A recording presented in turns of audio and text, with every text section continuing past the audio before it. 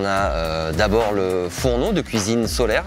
C'est un système qui concentre la lumière et qui alimente un fourneau de cuisine assez traditionnel, une plaque coup de feu, directement avec les rayons du soleil. Et ça chauffe la plaque à 450 degrés.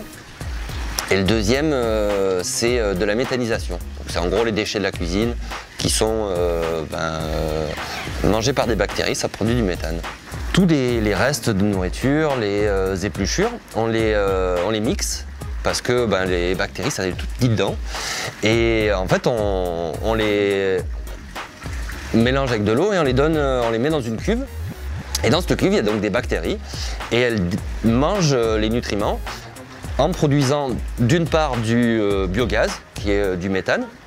Donc ça, on le stocke un petit peu dans un gros sac plastique, on va dire, qui est au-dessus.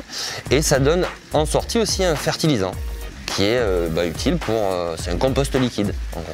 Alors aujourd'hui, c'est un petit peu dur à chiffrer parce que c'est un prototype, donc comme tout prototype, il y a énormément de travail, de recherche et de développement.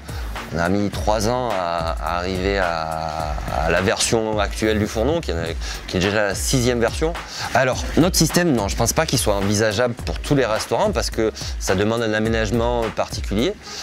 Par contre, j'espère que les différentes briques qu'on construit seront réutilisables.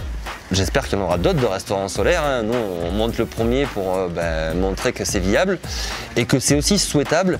Parce qu'on se dit que c'est un petit peu un restaurant d'anticipation des modes de restauration futurs. Peut-être dans 60, 100 ans, il n'y aura plus de pétrole, il n'y aura plus de gaz, ou en tout cas ça coûtera beaucoup plus cher.